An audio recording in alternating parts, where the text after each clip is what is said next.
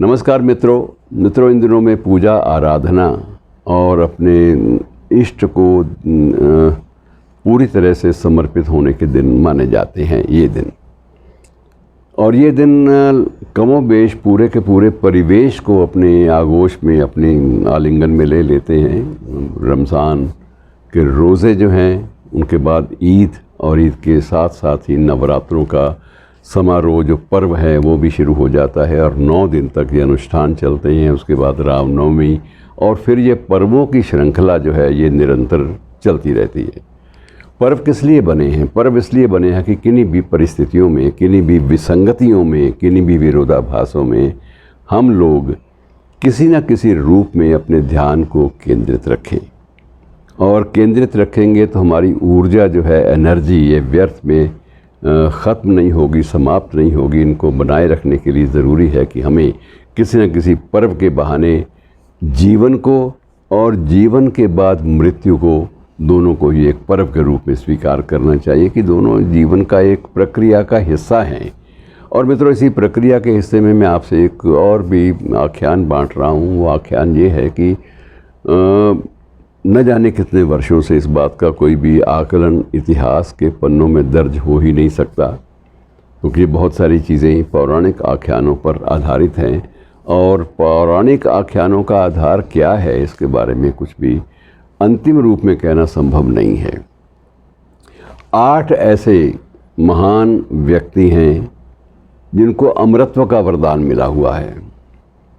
अमरत्व का वरदान मिला है अगर हनुमान जी को, तो समझ में आती है कि हनुमान जी एक ऐसे दिव्य ऐसे रूप थे, उनका रूप ऐसा दिव्य था कि उनको भगवान राम के प्रति समर्पित रहने और सेवा भाव से निरंतर हर एक प्रकार की चुनौतियों से जूझने का एक प्रकार से उनको ऊर्जा हासिल थी।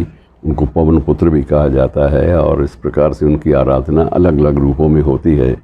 और उनकी इसी समर्पण भक्ति और दासत्व की जो भक्ति है, इसी बात से प्रसन्न होकर उन्हें ये वरदान मिला था कि आप सदा अमर रहेंगे।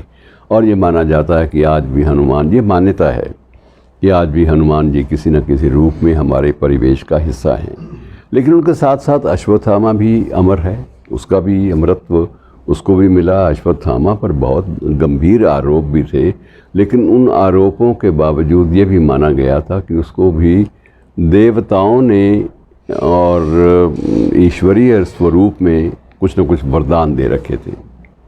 उन वरदानों का ये एक प्रकार से आप ये मान लीजिए फल कि उसे घोर पाप करने के बावजूद भी एक अभिशाप के रूप में अमर रहने का वरदान मिला। और वो भी उसी श्रृंखला में शामिल हो गया जिस श्रृंखला में हनुमान जी का नाम लेते हैं। तो जीवन में बहुत सारी विसंगतियां हमारे जीवन में आती हैं। इसी तरह से अश्वत्थामा, हनुमान जी, कृतवर्मा, कृपाचार्य, ये सभी लोग, ये 8 ऐसे लोग हैं, विभीषण को भी और वेदव्यास को भी, इन सबको अमरत्व का वरदान मिला हुआ था। और ये माना जाता है कि आज भी वेदव्यास जीवित हैं। और यदि वेदव्यास ना होते तो ये सृजन शक्तियाँ, ये लिखने पढ़ने की बातें शायद ना हो पाती। तो किसी न किसी रूप में हमने अपने 8 चिरंजीवी अमर नायकों को अपने जीवन का अंग स्वीकार किया, अलग अलग कारणों से। कुछ एक अभिशप्त थे, अभिशाप के कारण अमर हो गए, और कुछ लोग अपनी समर्पित भाव, अपनी भक्ति, अपनी निष्ठा और अपने सद्गुणों के आधार पर अमरत्व प्राप्त कर गए। तो मित्रों, ये अलग अलग कथाएं हैं जो हमें एक बात की प्रेरणा देती हैं कि जीवन में प्रासंगिकता, रेलेवेंस, ये बहुत ज़रूरी है। तो आज इतना ही मित्रों, फिर कभी बाकी शेष बातें अगले संस्करण में। शुक्रिया।